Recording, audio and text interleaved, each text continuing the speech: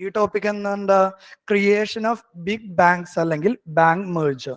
Recent ഡേയ്സിലാണെങ്കിലും ഒരുപാട് ചെറിയ government ബാങ്ക്സുകളെ merge ചെയ്യുന്ന അല്ലെങ്കിൽ വലിയൊരു ബാങ്കിലേക്ക് അറ്റാച്ച് ചെയ്യുന്ന അല്ലെങ്കിൽ മെർജ് ചെയ്യുന്ന ഒരു ആശയം ഇപ്പൊ മുന്നോട്ട് വെച്ചിട്ടുണ്ട് അല്ലെങ്കിൽ നടന്നുകൊണ്ടിരിക്കുന്നുണ്ട്. അപ്പൊ ഇത്തരത്തില് ബിഗ് ബാങ്ക്സ് അല്ലെങ്കിൽ ബാങ്ക് മെർജർ ചെയ്യുമ്പോഴുള്ള ഗുണങ്ങൾ എന്തൊക്കെയാണ്, ദോഷങ്ങൾ എന്തൊക്കെയാണ്?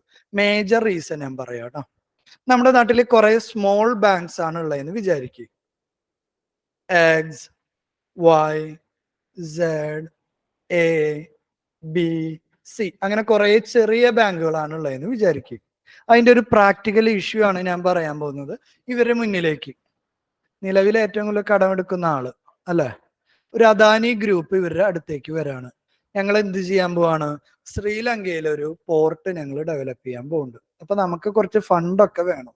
കയ്യിൽ ഫണ്ടൊന്നും ഇല്ല അറ്റ് പ്രസന്റ്. അപ്പൊ അവരെന്ത് ചെയ്യും? ഈ അദാനി ഗ്രൂപ്പിന്റെ പ്രത്യേകത, കയ്യിൽ ഒരു തേങ്ങയില്ല, ഒക്കെ പി എമ്മിന്റെ ബാക്കിങ്ങിൽ എന്താണ്, ബാങ്ക് ലോണിലാണ് ഓടിക്കൊണ്ടിരിക്കുന്നത്. മിക്കവാറും ഗവൺമെന്റ് മാറിക്കഴിഞ്ഞാൽ ഒരു വീഴ്ച വീഴും. ഓക്കെ അല്ലേ? അപ്പൊ മിക്കവാറും ഈ അദാനി ഗ്രൂപ്പിന്റെ ഫണ്ടൊക്കെ ബാങ്ക് ലോണിൽ നിന്ന്. അപ്പൊ ഇയാൾക്ക് ശ്രീലങ്കയിലെ കൊളംബോ പോർട്ട് ഡെവലപ്പ് ചെയ്യണം. അതിന്റെ ഫണ്ടിങ് വേണ്ടത് നോക്കിയേ, 10,000 crore ആണ്. അപ്പൊ നമ്മുടെ നാട്ടിൽ കുറെ ചെറിയ ചെറിയ ബാങ്കുകളാണെങ്കിലുള്ള പ്രശ്നം നോക്കിയേ, എക്സിനൊറ്റയ്ക്ക് ഇത്രയും ഹയർ ലോൺ കൊടുക്കാൻ കപ്പാസിറ്റി ഉണ്ടാവില്ല.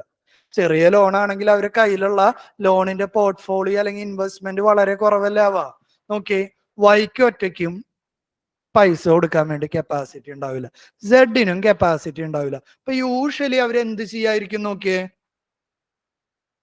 യൂഷ്വലി ചെയ്യുന്ന കാര്യം, ഈ 10,000 crore എന്ന് പറയുന്നത് ഒന്നിലധികം ബാങ്കുകൾ, എക്സും വൈയും സെഡും ചിലപ്പോൾ സിയും, നോക്കിയേ, ഒന്നിലധികം ബാങ്കുകൾ ചേർന്നിട്ടായിരിക്കും ഇയാൾക്ക് ഈ 10,000 crore കൊടുക്കുക. പ്രശ്നമൊന്നുമില്ല, ഇയാള് ഡീസന്റ് ആണെന്ന് വെപ്പ്, നേരത്തെ ഇയാൾ ഇൻട്രസ്റ്റും കാര്യങ്ങളൊക്കെ അടച്ചു. പെട്ടെന്നൊരു ഡിപ്രഷൻ വന്നു, ഗ്ലോബൽ എക്കണോമിക് ക്രൈസിസ് വന്നു, ഇയാൾക്ക് ഇത് തിരിച്ചടയ്ക്കാൻ പറ്റാത്ത ഒരു സിറ്റുവേഷൻ വന്നു എന്ന് വിചാരിക്കും. ഇയാളപ്പോ കൊളാറ്ററൽ കൊടുത്തിട്ടല്ലേ ലോൺ എടുത്തിട്ടുണ്ടാവുക. ഒരിക്കലും ഈ കൊളാറ്ററൽ വിറ്റ് കഴിഞ്ഞാൽ കൊടുത്ത ലോണിന്റെ കംപ്ലീറ്റ് ഒന്നും ചിലപ്പോ റിക്കവർ ചെയ്യാൻ പറ്റില്ല. ഇപ്പൊ റിക്കവറി സ്റ്റേജ് വന്നു കഴിഞ്ഞാൽ അവിടെ ഒരു പ്രശ്നം വരും. ഇയാൾ ഒരു ബാങ്കിലേക്കല്ലല്ലോ റിക്കവർ ചെയ്ത എമൗണ്ട്. ഇപ്പൊ 10,000 കോടി ലോൺ അടച്ചപ്പോ റിക്കവർ ചെയ്തപ്പോ ഒരു 4,600 കോടിയാണ് റിക്കവർ ചെയ്തതെന്ന് വിചാരിക്കുക. 4,600 crore. ഓരോ ബാങ്ക് എക്സ് കടം കൊടുത്തിട്ടുണ്ട്, വൈ കടം കൊടുത്തിട്ടുണ്ട്, സെഡ് കൊടുത്തിട്ടുണ്ട്, സി കൊടുത്തിട്ടുണ്ട്. നോക്കിയേ, എക്സ് കൊടുത്തത് 5,000, 2,000, 2,000, 1,000. ഇതുവരെ പ്രശ്നം ഉണ്ടോ എന്ന് നോക്കിയിട്ട് പറ. 10,000 ആയില്ല എല്ലാം കൂടി ആഡ് ചെയ്തപ്പോ. അപ്പൊ ആകെ റിക്കവർ ചെയ്തത് 4,600. എക്സ് മാത്രം അത് കൊണ്ടുപോയാലോ? എക്സിന് 5,000 കോടി കടല്ലേ, 4,600 മുഴുവൻ എക്സ് കൊണ്ടുപോയാലോ? ശരിയല്ല. എക്സും വൈയും കൂടി സ്പ്ലിറ്റ് ചെയ്തു, 3,600, 1,000 എന്നുള്ള രീതിയിൽ. അപ്പോ സെഡും സിയും നോക്കിയിരിക്കുവോ? ഇല്ല. ഇനി എക്സും വൈയും സി ഡി ഒരു പ്രപ്പോർഷനിൽ ഡിവൈഡ് ചെയ്തു, അപ്പൊ സിക്ക് കിട്ടില്ലല്ലോ. എന്തുണ്ടാവും? കുറെ ചെറിയ ചെറിയ ബാങ്കുകളാണെങ്കിൽ ലോണ് തിരിച്ചടച്ചില്ലെങ്കിൽ റിക്കവർ ചെയ്യുമ്പോൾ പൈസ സ്പ്ലിറ്റ് ചെയ്യുന്നത് തൊട്ട് ഒരുപാട് ഡിസ്പ്യൂട്ടുകൾ ഉണ്ടാവും. മറിച്ച് ഈ എക്സ് വൈക്ക് പകരം വലിയൊരു ബാങ്ക് എവിടെ ഉള്ളതെന്ന് വിചാരിക്കുക. ഇപ്പൊ ഇയാൾക്ക് ഒറ്റയ്ക്ക് ഇയാളെ ലെൻഡ് ചെയ്തോടെ റിക്കവറി സ്റ്റേജ് കുറച്ചും കൂടി എന്തായിരിക്കും? ഈസിയർ ആവും, സ്പീഡിയർ ആവും. ഇതാണ് പ്രധാനമായും ബിഗ് ബാങ്ക് എന്ന് പറയുന്നത്. വലിയ ബാങ്കുകളാണെങ്കിൽ അതിന്റെ എന്ത് കൂടുതലായിരിക്കും? എക്കണോമിക് സ്കെയില് കൂടുതലായിരിക്കും, ഇൻവെസ്റ്റ് ചെയ്യാനുള്ള ക്യാപിറ്റൽ ഹയർ ആയിരിക്കും, വലിയ ലോണുകൾ ഡീൽ ചെയ്യാം. സോ ഒരു സിംഗിൾ ബയർ അല്ലെങ്കിൽ ഒരു സിംഗിൾ സെല്ലർ അല്ലെങ്കിൽ ലെൻഡർ ആണുള്ളതെങ്കിൽ എന്തായിരിക്കും? ലോണ് കൊടുക്കുന്നത് എളുപ്പമായിരിക്കും, അതേപോലെ തന്നെ ലോണ് റിക്കവർ ചെയ്യുന്നത് എളുപ്പമായിരിക്കും. ഇതാണ് ഈ ബിഗ് ബാങ്ക് അല്ലെങ്കിൽ മെർജർ കൊണ്ടുവരാനുള്ള ഏറ്റവും ഏറ്റവും ക്രൂഷ്യൽ ആയിട്ടുള്ള റീസൺ. അതിന് വേറെ ഒരുപാട് ചെറിയ ചെറിയ റീസൺ ഉണ്ടാവും, മേജർ റീസൺ ഇതാണ് കേട്ടോ. ഈ ഒരു കൺസെപ്റ്റ് ഓർത്തിരിക്കുക. ഇനി നമുക്ക് മറ്റു റീസൺസിലേക്ക് കടക്കാം. പ്രോസ് അല്ലെങ്കിൽ advantages of big bank. Cost of operation will come down.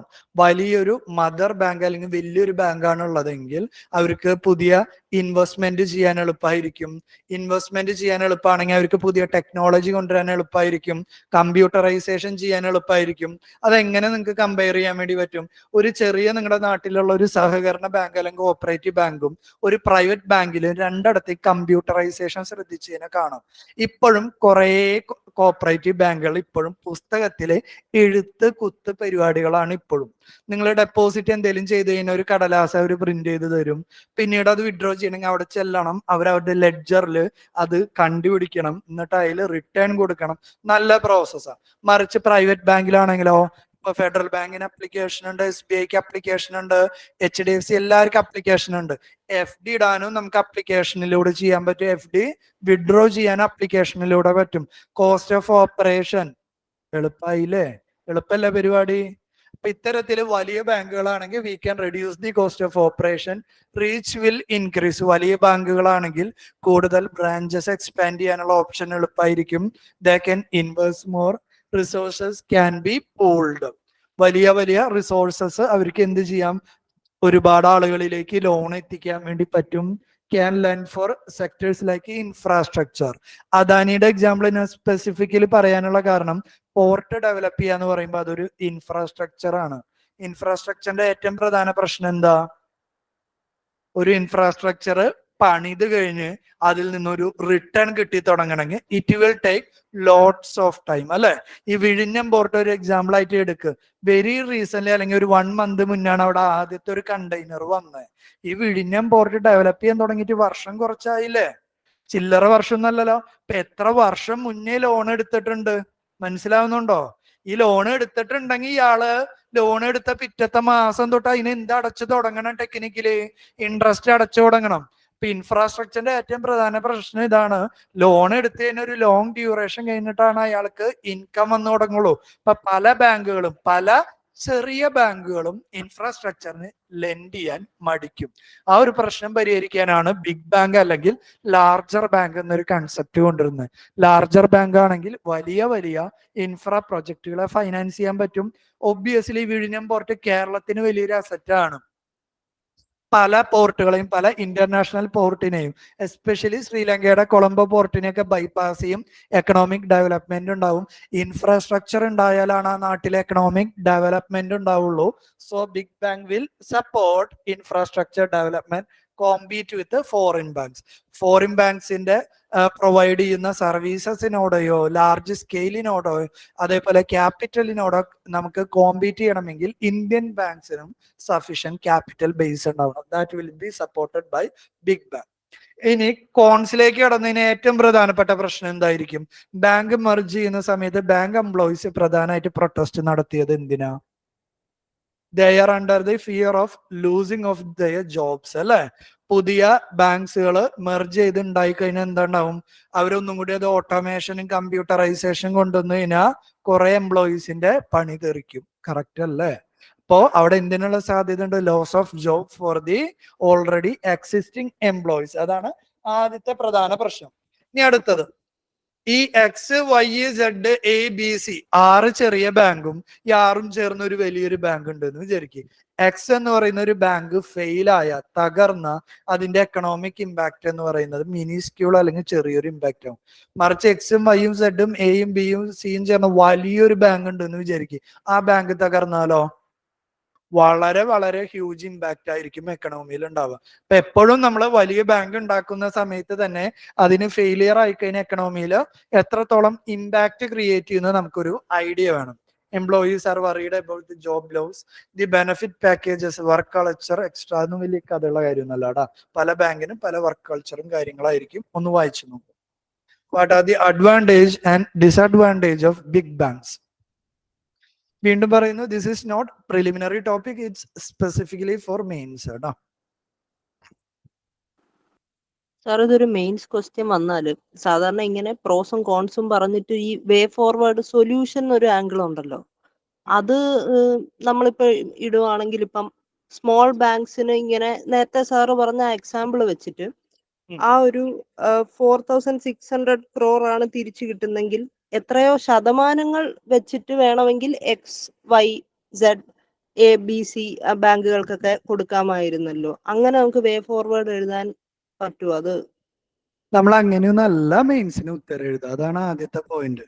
മെയിൻസിന് നമ്മൾ യൂഷ്വലി വേ ഫോർവേഡ് എഴുതുക ഏതെങ്കിലും ഗവൺമെന്റ് സ്കീംസോ അതേപോലെയുള്ള കാര്യങ്ങൾ വെച്ച് സപ്പോർട്ടഡ് ആയിട്ടാണ് നമ്മൾ എഴുതുക. ഓക്കെ അല്ലേ? ഫോർ ഓക്കെ എക്സാമ്പിൾ ഗവൺമെന്റ് നമ്മൾ എന്താ ഇത്ര ചെയ്താൽ മതി. ഗവൺമെന്റ് റീസെന്റ് ബാങ്ക് മെർജറുമായി ബന്ധപ്പെട്ട് എന്തെങ്കിലും പോളിസിയോ ഗവൺമെന്റ് സ്കീമോ ഇൻട്രൊഡ്യൂസ് ചെയ്തത് നമുക്ക് എവിടെ നിന്ന് കിട്ടും? ന്യൂസ് പേപ്പറിൽ നിന്നോ കറണ്ട് അഫയറിൽ നിന്നോ കിട്ടും. ഞാൻ അതിനെ കുറിച്ച് ഒരു കോട്ട് ചെയ്തിട്ട് ഞാൻ കൺക്ലൂഡ് ചെയ്യും. ഓക്കെ ആണോ?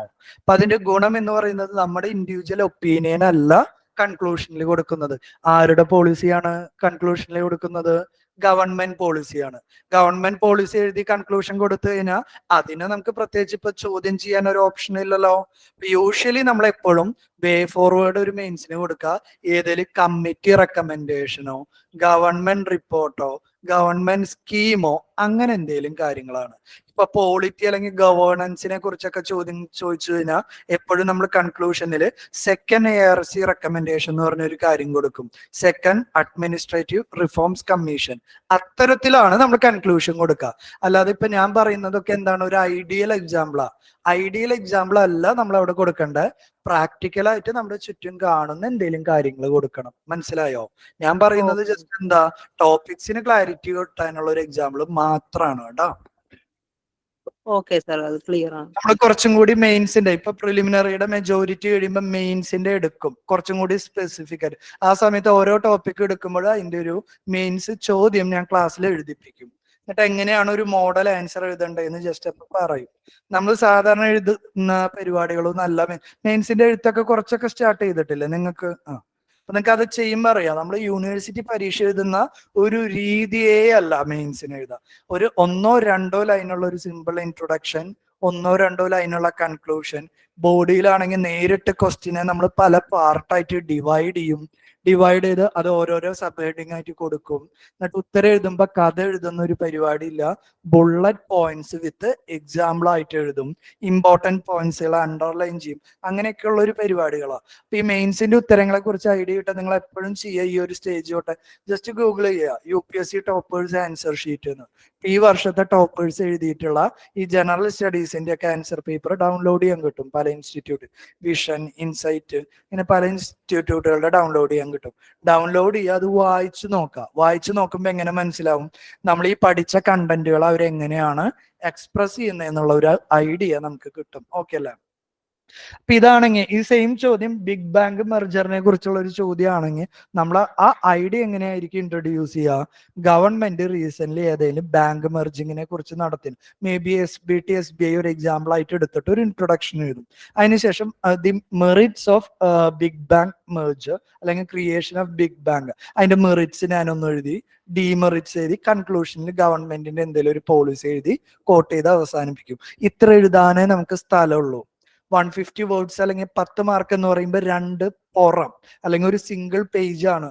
സിംഗിൾ പേജ് നമ്മൾ 7.5 മിനിറ്റ് കൊണ്ട് 150 വേർഡ്സ് എഴുതണം. 7.5 മിനിറ്റ് എന്ന് പറയുമ്പോൾ നമ്മൾ ചോദ്യം വായിക്കണം, ചോദ്യം മനസ്സിലാവണം, ചോദ്യത്തിന്റെ ഉത്തരം ആലോചിക്കണം, ഉത്തരത്തിനെ കുറിച്ച് ഒരു ഐഡിയ ഉണ്ടാവണം. വെറുതെ നമ്മൾ വലിച്ചു പറിച്ച് എഴുതിക്കഴിഞ്ഞാൽ മാർക്ക് കിട്ടില്ല. പ്രിയോറിറ്റൈസേഷൻ ഓഫ് പോയിന്റ്സ് എന്ന് പറയും. 5 പോയിന്റ് ഉണ്ടെങ്കിൽ അതിൽ ഏറ്റവും ഇമ്പോർട്ടന്റ് ആദ്യം, less important second, less important third, അങ്ങനെ ഒരു ഓർഡറിൽ വേണം ഉത്തരം എഴുതാൻ. ഇതെല്ലാം 7.5 മിനിറ്റിൽ നടക്കണം. So we will provide very short and crisp point. അല്ലാണ്ട് നീട്ടിപ്പരത്തി നമ്മൾ ഒരിക്കലും എഴുതില്ല കേട്ടോ. ഇങ്ങനെ പ്രാക്ടീസ് ചെയ്യിപ്പിക്കൂടെ. എക്കണോമിക്സിന്റെ കുറച്ച് ചോദ്യങ്ങൾ ഞാൻ ക്ലാസ്സിൽ എഴുതിപ്പിക്കും കേട്ടോ. ടോപ്പിക് ഡിസ്കസ് ചെയ്തതിന് ശേഷം അതിന്റെ ആൻസർ ഞാൻ എഴുതിപ്പിക്കും. ഓക്കെ.